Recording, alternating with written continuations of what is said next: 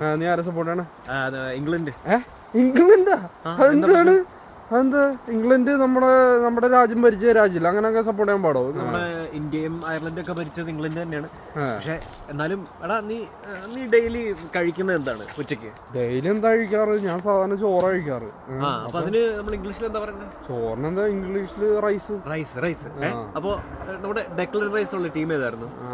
ശരിയാണ്, ഇംഗ്ലണ്ടാണ്. ഇംഗ്ലണ്ട് അല്ലേ? അപ്പൊ അതൊക്കെ ഓർത്തിട്ടാണ് ഞാൻ സപ്പോർട്ട് ചെയ്യുന്നത്. നീ നാട്ടിൽ പോകുമ്പോൾ നിന്റെ ഫേവറേറ്റ് ഡ്രിങ്ക് എന്താണ് നീ കുടിക്കുന്നത്? ഞാൻ മറ്റേ കരിമ്പും ജ്യൂസ് ഒക്കെയാണ് ഞാൻ കുടിക്കാറ്. കരിമ്പിൻ ജ്യൂസിന് ഇംഗ്ലീഷിൽ എന്താ പറയുന്നത്? കരിമ്പൻ ജ്യൂസിന് എന്താ? Sugar cane.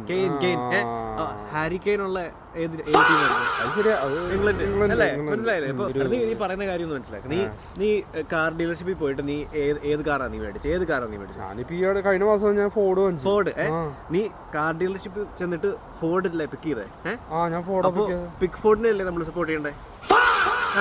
മനസ്സിലായില്ലേ? അല്ലാതെ നമ്മൾ ഈ അർജന്റീനയൊക്കെ സപ്പോർട്ട് ചെയ്ത് കാര്യമെല്ലാം മെസ്സി ആയി പോകത്തില്ലേ? അത് ശരിയാണ്, നീ പറഞ്ഞ ശരിയാട്ടാ. അപ്പൊ ഇംഗ്ലണ്ടിന് സപ്പോർട്ട്